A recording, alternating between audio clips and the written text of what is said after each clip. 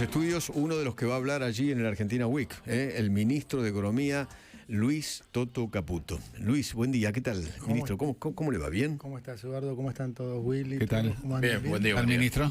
¿Todo bien? Todo bien, gracias. ¿Por dónde arrancamos? ¿No? Por donde quieras. Todo el tiempo y todas las respuestas. Así. Bueno, hoy la tapa de los diarios hablan sobre un préstamo que le da el Tesoro argentino a la República Argentina. ¿De qué se trata? 800 y pico de millones de dólares. Sí, no, esa es una información errónea, no es ningún préstamo. ¿Qué es? Nosotros tenemos que pagar los intereses al Fondo Monetario. Ok. Al fondo no se le paga con dólares, sino con su propia moneda que se llama DEX. Entonces, si fuera con dólares, directamente nosotros le pagaríamos al fondo en dólares. Como es en DEX, hay que comprar los DEX. ¿A quién le compramos los DEX? Al que es vendedor de DEX, que es Estados Unidos. El Tesoro. Claro, entonces es una operación común que se hace siempre cada vez que le pagamos al fondo y no hay ningún préstamo, ninguna ¿No es ayuda. nueva deuda? No es, estamos cancelando deuda. Y le pagan con dólares al Tesoro de Estados Unidos. Claro, al Tesoro le compramos los DEX y con esos DEX se los damos, le cancelamos al fondo. O sea, no hay ninguna ayuda de nada, simplemente un tecnicismo que es que al fondo en vez de pagar en dólares se le paga en su propia moneda, que es DEX. Como Estados Unidos tiene sobrante de DEX, aprovecha y los vende. Ok.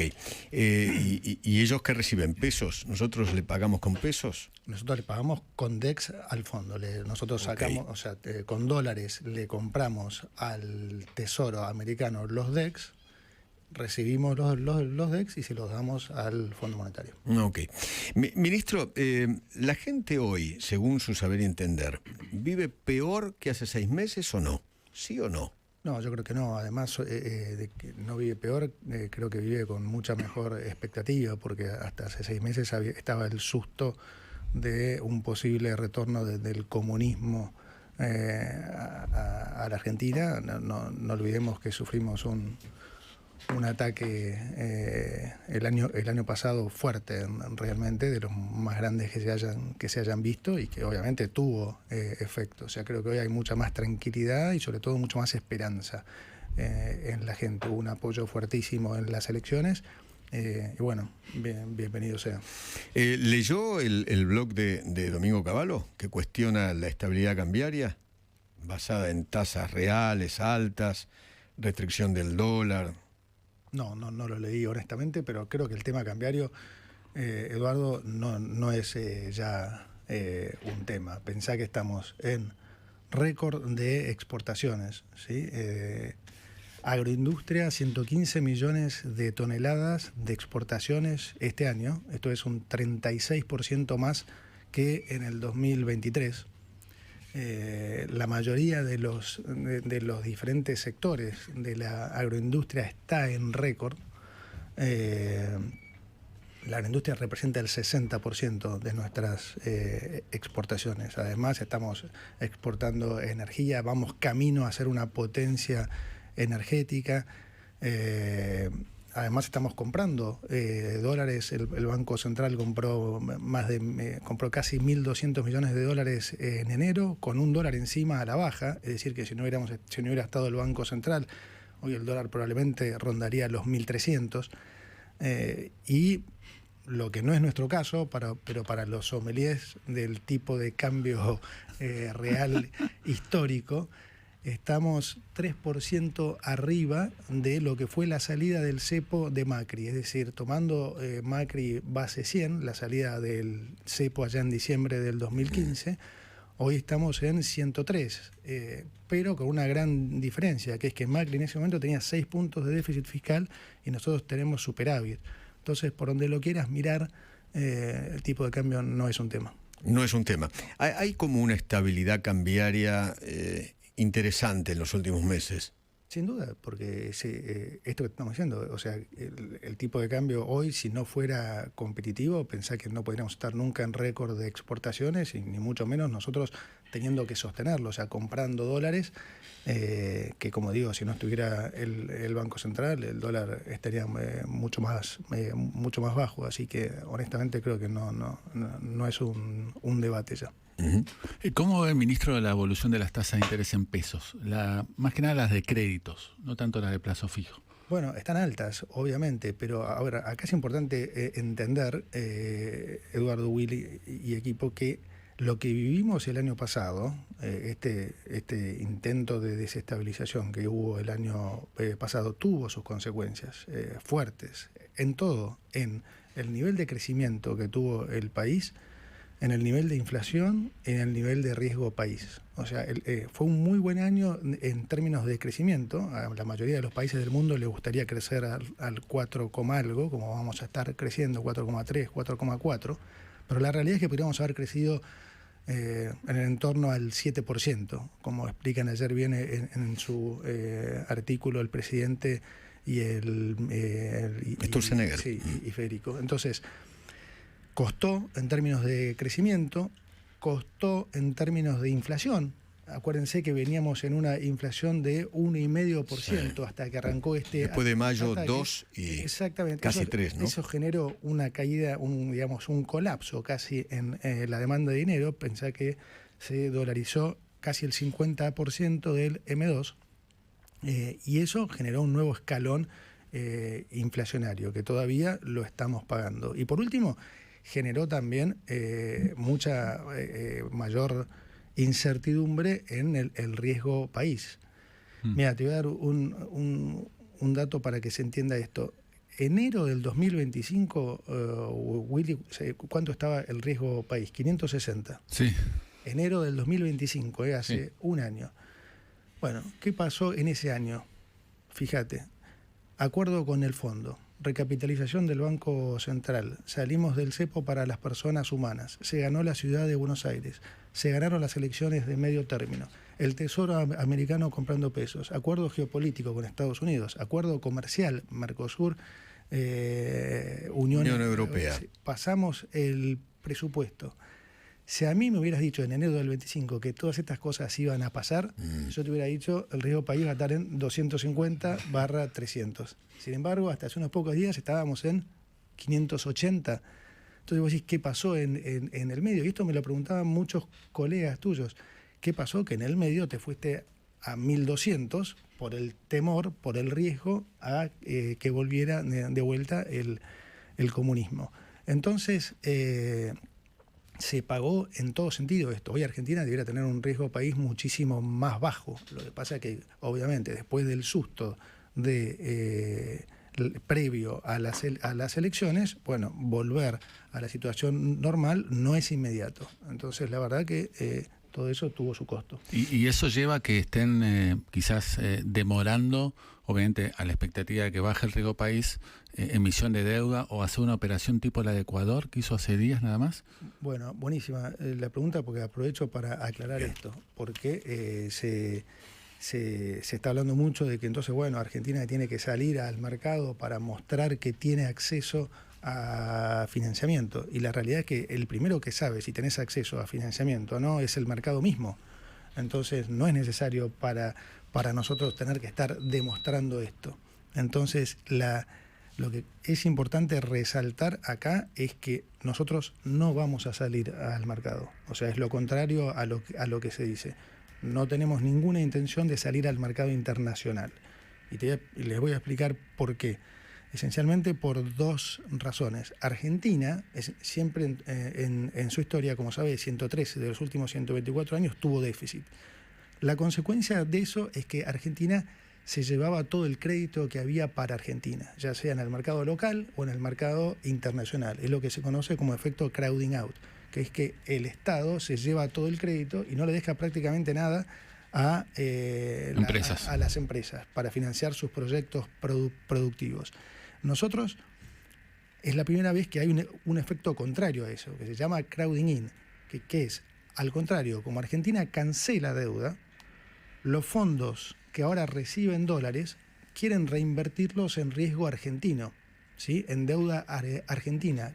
¿Cómo la nación no sale con nuevos bonos? ¿Qué hacen? Agarran esa plata y la invierten en bonos de empresas, o sea, financian empresas, financian provincias incluso, Y eso es lo que pasó efectivamente ahora. En enero. Claro, exactamente. Fíjate que nosotros pagamos 4.200 millones de dólares a los inversores y hubo una catarata de emisiones, tanto privadas como de provincias. Y eso está bueno, está buenísimo porque es mejor para todos los argentinos, porque las empresas buscando financiamiento, ¿para qué es?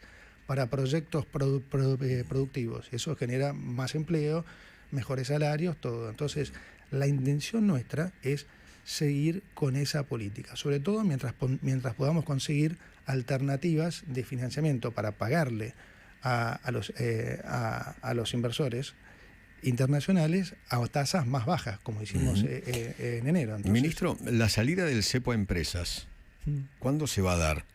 Y se va a dar cuando se considere que es el momento necesario. O sea, parece una respuesta vaga, pero es la realidad. O sea, nosotros estamos... Alguno podría pensar que ya se puede hacer, ¿sí? Pero la realidad es que ha pagado mucho ser cauto. Y nosotros siempre estamos buscando no generarle riesgos a la gente.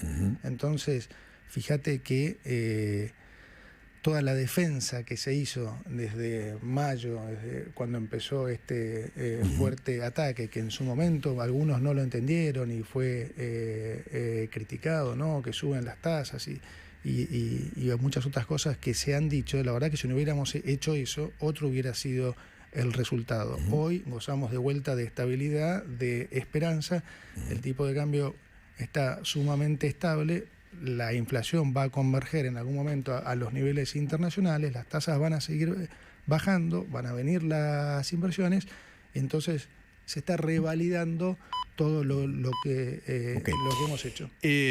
Hablemos un poco del metro cuadrado de la gente. ¿Cuándo empieza a mejorar, cree usted, la vida real y no los indicadores? Bueno, porque la actividad está planchada, parada, por lo menos en muchos sectores, ¿no?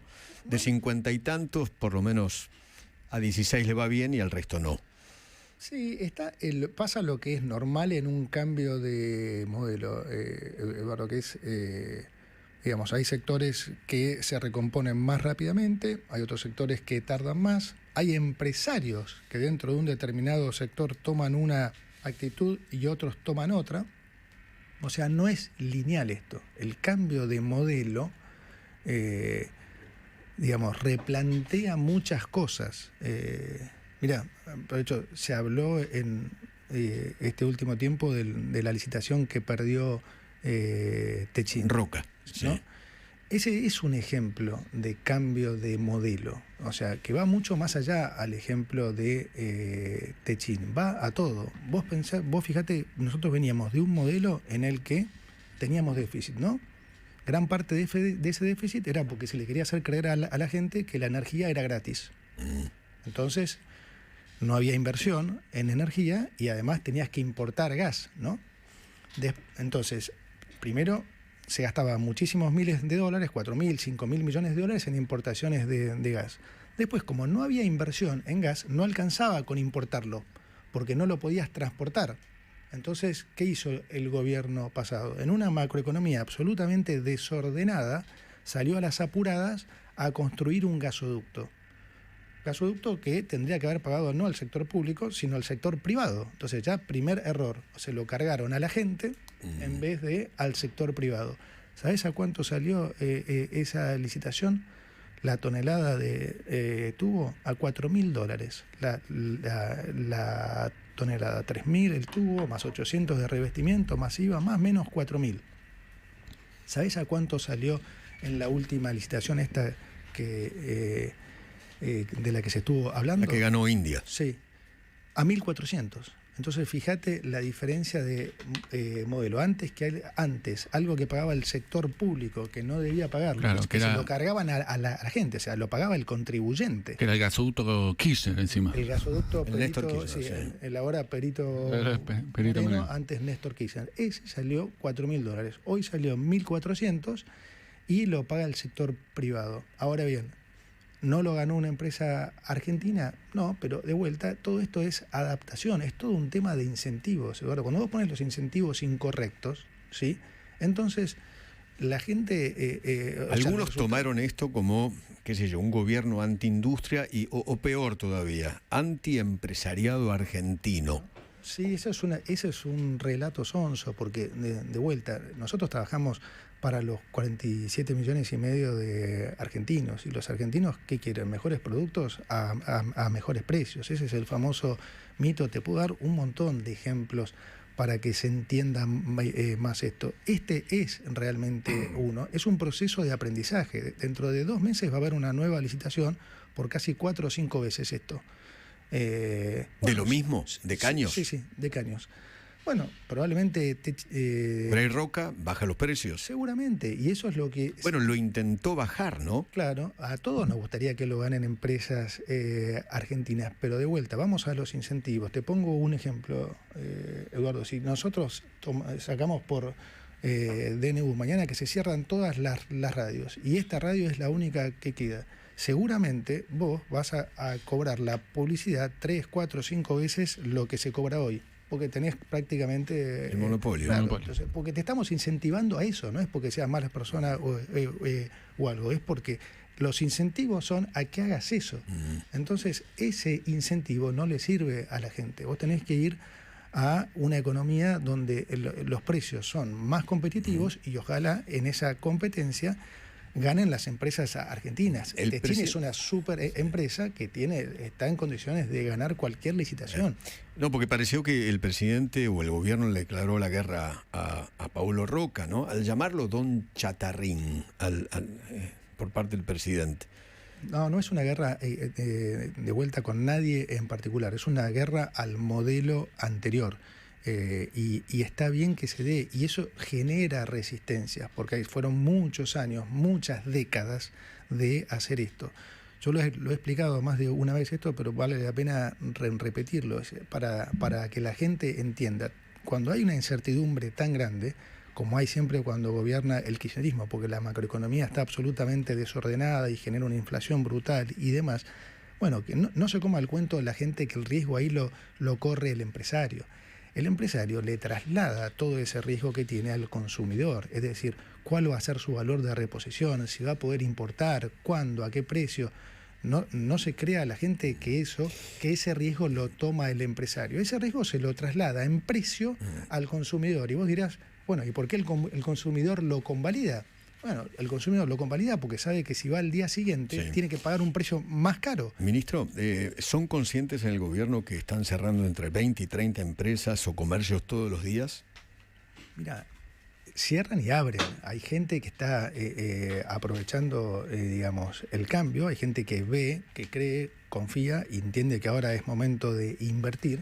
Porque en lo que te explicaba recién, de trasladarle todo ese riesgo al consumidor, se esconden todas las ineficiencias. Vos no necesitas ser eficiente. Yo te puedo vender cualquier producto a cualquier precio porque no hay competencia, porque no hay producto y no necesito ser eficiente.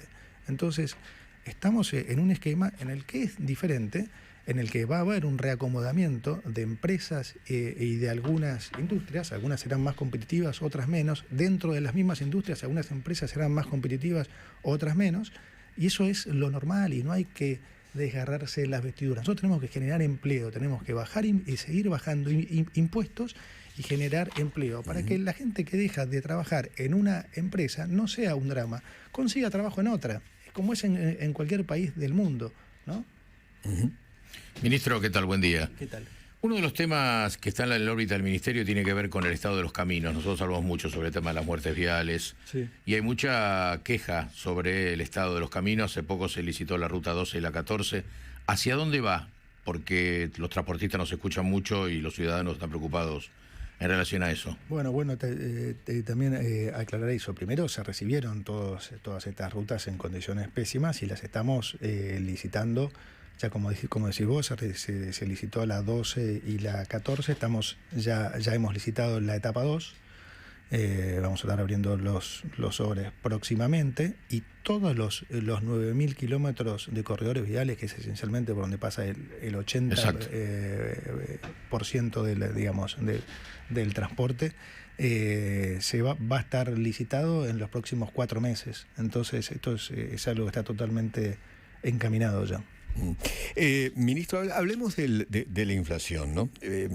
Alta en diciembre, 2.5 fue, ¿no? 2.5. Sí. Enero Más. será 2,8, ¿no? 2.8. Sí. Enero será mucho más bajo que ese 2.8. No creo que mucho más bajo. Seguramente esté en el entorno, no sé, al 2,5. O sea, no puedo dar números porque no lo sé. Obviamente. Pero digamos, lo espero más o menos ahí. Lo importante con la inflación, Eduardo, es que estamos haciendo todo para que la inflación converja a los valores internacionales. Y vuelvo a lo que te dije antes. El presidente habló de 0, empezando con 0, en agosto. Sí, el tema de vuelta es lo que pasó a partir de mayo-junio del año pasado, ¿no? O sea, tuvimos un nuevo escalón inflacionario producto de esta caída en la demanda de dinero. Acordate que para que la gente entienda, nosotros explicamos siempre que la inflación es un fenómeno monetario que se puede generar por aumento de oferta, caída en la demanda o una combinación de los dos. Lo que pasó el año pasado fue una caída fuertísima en la demanda de dinero. La gente se asustó, se sacaba los año electoral de encima. 26 no es año electoral. Sí, 26 no es año electoral, pero los efectos siempre de rezago de situaciones como esas llevan su tiempo. Entonces, digamos, no tengo ninguna duda que la inflación, como decimos siempre, va a tender a bajar. Va a converger a la inflación internacional. El 26 va a ser un año de crecimiento, de menor inflación y de menores impuestos, así que va a ser un gran año. ¿Por qué la gente no...? A ver, el comentario que yo escucho es ese 2,5, 2,8, 2,3, el que sea, no lo siento en el bolsillo.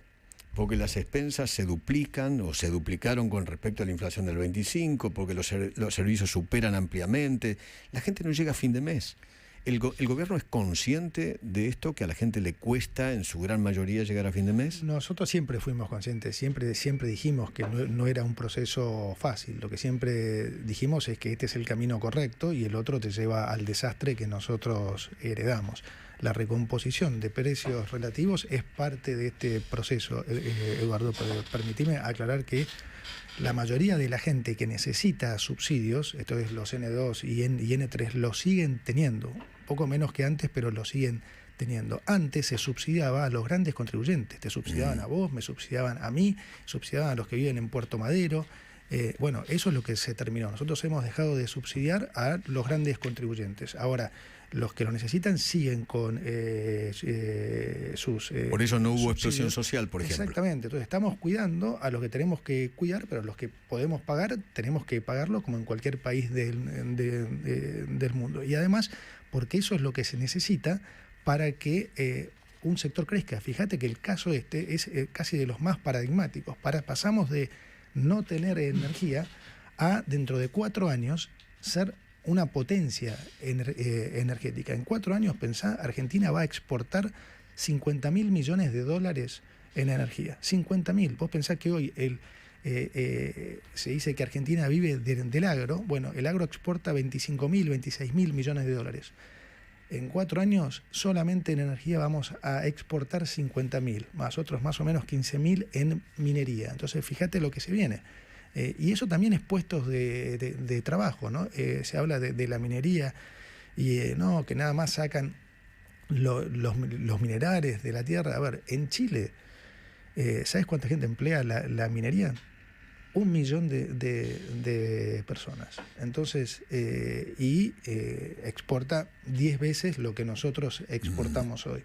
Entonces, se viene una Argentina muchísimo mejor, se viene un 2026 y 2027 y muchos años más de crecimiento sostenido. ¿Y cómo ve el tratamiento ahora de la reforma laboral, la modernización laboral? Sobre todo también el capítulo, que tiene un capítulo bastante interesante, dicho sea de paso, en materia impositiva. ¿Cómo ve? ¿Se puede caer algo de los temas impositivos incluidos ahí? ¿Cómo ve el paso bueno, ahora en Senado, luego diputados? Bueno, digamos, yo creo que va a terminar pasando, pero está un poco trabado porque justamente los gobernadores no quieren ceder en la baja de impuesto a las ganancias, ¿no? En realidad la baja es a partir del del ejercicio 2026, o sea que empieza a impactar en el 2027. Ellos dicen que eso les cuesta aproximadamente 3 billones de pesos. No, en realidad cuesta menos, cuesta alrededor de 1,5 billones, pero vamos de vuelta a la discusión del modelo. Para nosotros, para generar inversiones y para ganar competitividad, nosotros necesitamos seguir bajando impuestos. El modelo viejo de salarios miserables en dólares y tipo de cambio alto, e ineficiencia escondida ahí, no sirve. Argentina tiene que bajar impuestos. Mira, te pongo un caso que el otro día hablaba con Martín Galdiano, presidente de Ford. Acá, como sabés, Argentina no produce prácticamente autos, produce solo dos marcas, produce camionetas. Y como se producen a escala y somos competitivos, Argentina exporta esencialmente camionetas. Bueno, los impuestos a la exportación, por ejemplo, de la Ford Ranger, son 15 puntos, es de 15 puntos. De esos 15 puntos, 10 son ingresos brutos y tasas municipales. ¿Sí? Entonces, mientras vos competís contra Brasil, que paga solamente 3 puntos, bueno, acá se pagan 15, de los cuales 10 son ingresos brutos y tasas municipales, con esta paradoja, que es cuanto vos más, digamos, producción local ponés en la cadena de construcción, menos competitivo sos, porque más ingresos brutos pagás, porque como sabés, ingresos brutos se cargan en cada proceso de la cadena. Entonces, fíjate que los mismos que defienden lo nacional son los que atentan contra eso. Entonces, es un modelo diferente. Ahí le hablas a Kicillof. Y a la cabeza, ¿no? Sí. Provincia de Buenos Aires. Sí. Hay un impuesto que tiene que ver con los autos importados, ¿no? Sí. Que se va a quitar, creo que un 22-25%. Es lo que queda de impuestos internos. Si nos da, digamos, si nos da la caja, eventualmente haremos eso, sí. Hay que ver si lo hacemos o no. No está asegurado. Eso no está asegurado. No, sí está la intención, pero acuérdate que nosotros no podemos tener déficit. Entonces, todas estas cosas que hacemos son realmente muy quirúrgicas. Entonces, tenemos que ir haciendo estas cosas. ¿Eso no estaba incluido en una ley? No sé si de inocencia fiscal o no. ¿O la de modernización laboral? No, la modernización laboral, pero sí, pero digamos, la disposición. Ustedes se reservan la facultad para el timing de la baja. Para hacerlo. Sí, economía se reserva la facultad de ver el cuándo. ¿Cuántos meses más le pide paciencia a un jubilado?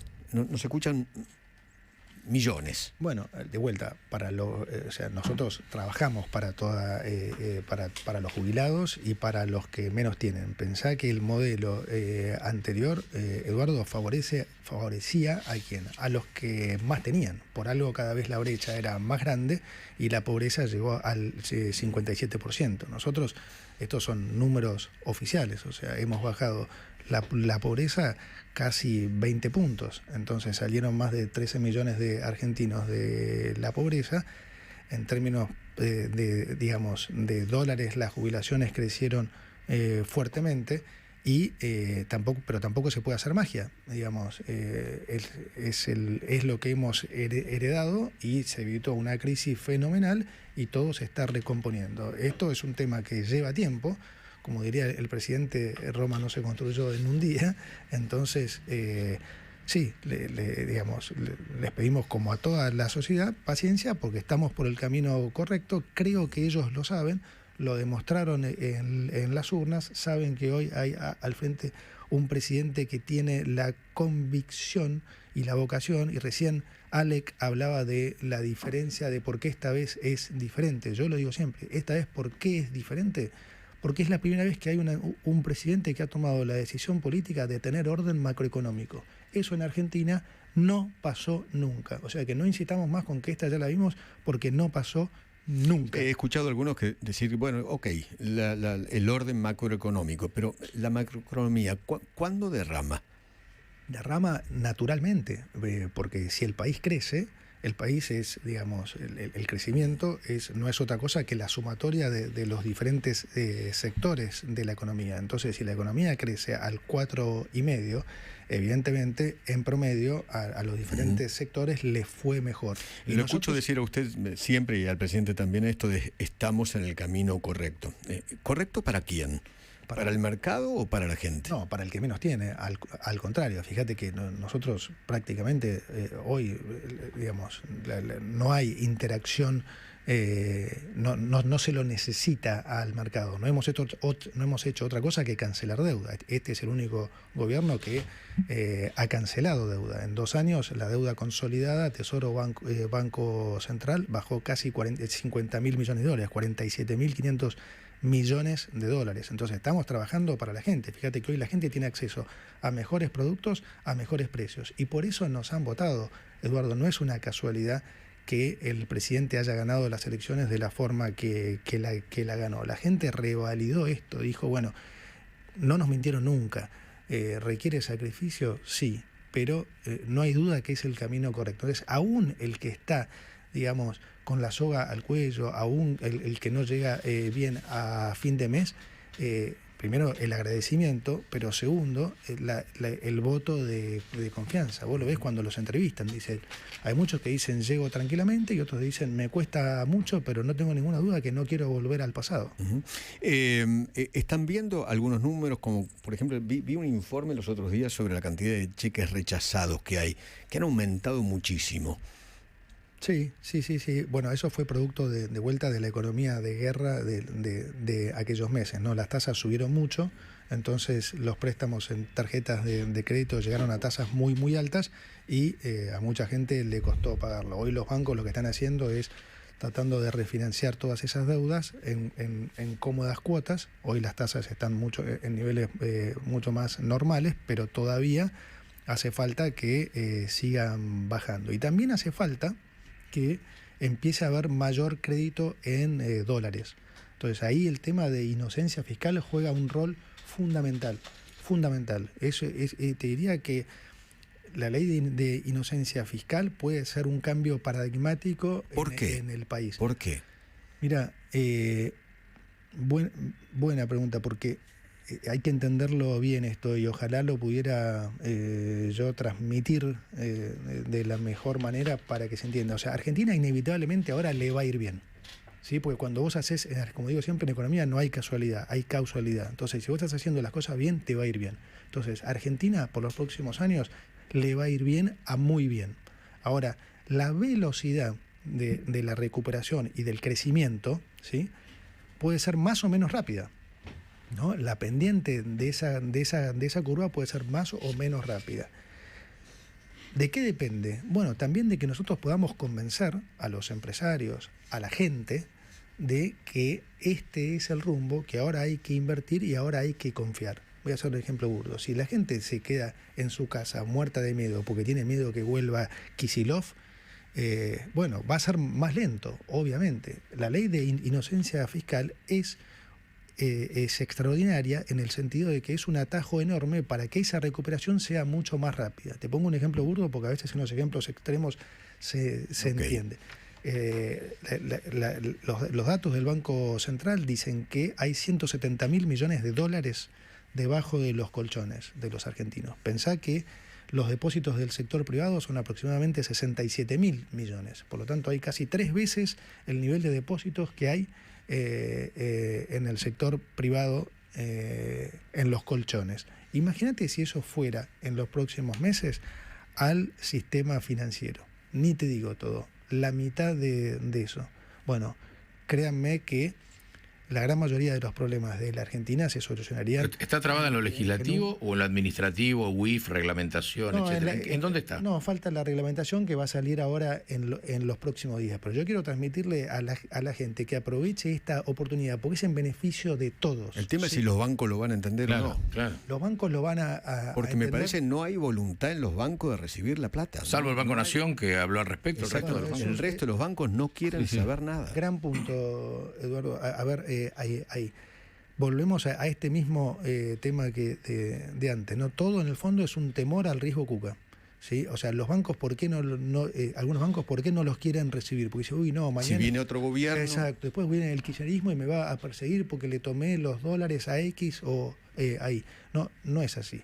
Hay una ley votada, ¿sí? Tremendamente, o sea, totalmente sólida, con tapón fiscal, todo. ¿Por qué la reglamentación no la hace el Banco Central? No, la reglamentación la tiene que hacer Economía, ¿sí? No es un tema del Banco Central. Economía, sí, no el Banco Central. Sí, ok. Con la mano de la UIF, por las normas de la GAFI, etcétera. No, digamos, la UIF es un tema aparte. La UIF persigue todo lo que es delitos relacionados con el sistema financiero, lavado de dinero, narcotráfico. Es que el temor de la gente es ese, es que después vaya, deposite dólares y lo persigan la UIF. No, ese es un temor, es cierto, pero es infundado, porque justamente la ley lo que dice es, si el delito que vos has cometido es impositivo, ¿sí?, no tenés ningún problema, ¿sí? O sea, digamos que ese delito no es delito precedente, entonces no hay ningún problema mientras tu plata no provenga de un alguna... delito. Del narcotráfico. Exactamente, de trata de blancas. Esa plata no tiene por qué entrar al banco, puede ir a una compra de un inmueble, de un vehículo. Y además déjame que te diga algo.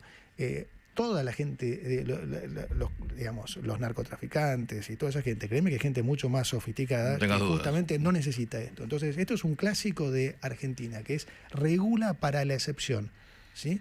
Por los narcotraficantes, terminan pagando el costo de todas esas regulaciones el 99.99% periódico de la gente, que es buena, y terminan persiguiéndote a vos, que no hiciste nada, y el narcotraficante sigue libre. Correcto. Entonces, no tiene ningún sentido esto, la gente no tiene que tener ningún miedo.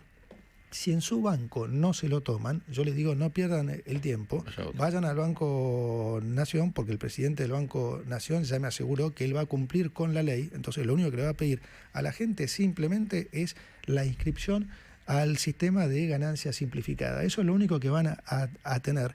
Y es en beneficio, como digo, de todos. Porque tener los dólares en tu casa, primero, tiene un riesgo de seguridad. Segundo, los tenés a tasa cero, Eduardo. Entonces, perdés poder adquisitivo. Ahora lo vas a poder tener en el banco, ganando un interés. Y vos pensás que los bancos ahora van a tener fondeo barato, porque le pagarán a la gente, no sé, un 4%. Entonces van a poder prestar, a su vez, barato en dólares, por ejemplo, para hacer desarrollos inmobiliarios, créditos hipotecarios. Entonces, todo eso reactiva la economía.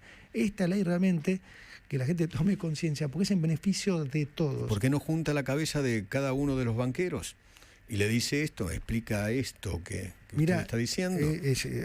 Obviamente que lo vamos a hacer. Ahora nosotros, no podemos hacer más que eso. Por eso yo estoy contento con la actitud que tomó el Banco Nación, porque por lo menos ya sabemos que hay un banco grande que va a cumplir bien con la ley. Yo creo que los bancos privados lo van a terminar haciendo, porque en la medida que vean que la gente quiere llevar los dólares, y si no se los toman ellos, los toma la competencia, si no se los toman van a ir perdiendo, como se dice, market share.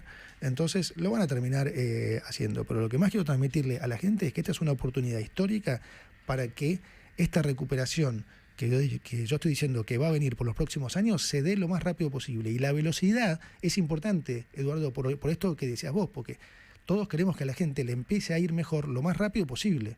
Entonces, bueno, acá esto beneficia a todo el mundo, beneficia a la gente, al país, no hay ningún conflicto de intereses y no tienen nada que temer. Le traslado una pregunta de oyentes preocupados por el sector textil y los impuestos. Sí. Muy preocupados. Mira, a ver, de vuelta, el sector textil es un caso también emblemático de un sector en el que ha sido protegido por muchísimos años, con el cuento digamos, con el tema de que hay 150.000 familias que trabajan en esto, pero claro, hay 47 millones de argentinos, en su momento menos, pero que por 40 años han venido pagando textil y calzado 2, 3, 4, 10 veces lo que vale en el mundo para proteger esto. O sea, es una medida sonsa. Y de vuelta perjudica a los que menos tienen. Eduardo, yo no compré nunca en mi vida ropa en Argentina. porque era un robo. Entonces, lo que teníamos posibilidad de viajar o algo, comprábamos afuera. ¿A quién perjudicaba? Al que menos tiene. Entonces, y convengamos que las 150.000 familias que trabajaban en esto no es que son millonarias y le están dando y le dieron un impulso al país impresionante. O sea, los que se beneficiaron eran los dueños, que los conozco a la mayoría, excelente gente, los quiero mucho. El que no viaja en primera no es porque viaja en economía, es porque tiene avión privado. Entonces, le ha ido bárbaro a los propios dueños, producto de que hace 40 años los argentinos subsidiamos pagando la ropa no un poco más cara, no un 10% o un 20%, 5, 6, 10 veces más cara. Y hay que entender esto, lo que no se paga ahí, ¿sí? Si vos pagás $5 una remera en vez de 50, bueno, ahora tenés $45 para gastar en otra cosa. Entonces, irás a comer afuera, te tomarás un helado y, digamos, esos recursos se destinarán a otras industrias. Y después lo que te digo siempre, no todos reaccionan igual. Bueno, habrá que competir por diseño. Argentina es un país que, por ejemplo, si vas a la industria textil, tema hilados, puede competir tranquilamente, porque el hilado es algodón y energía. O sea, que podemos ser súper competitivos.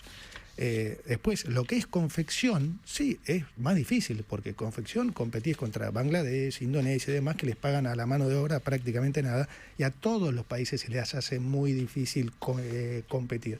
Bueno, otros van a competir por diseño, pero en líneas generales, nosotros venimos a defender a los 47,5 millones de argentinos, y el que trabaja en la industria textil no es que no puede hacer otra cosa. Entonces, esos son los famosos, como digo, mitos que han empobrecido a todos los argentinos con el cuento de el que se queda sin trabajo. Tenemos que generar trabajo para el que se quede sin trabajo consiga. Ese es el punto. Hay que, digamos, en todos los países, digamos, la gente pierde su trabajo. El problema no es ese, el problema es si no consigue.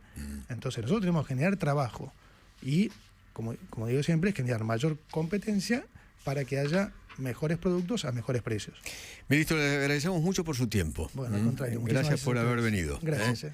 Gracias. El ministro de Economía, Luis Caputo.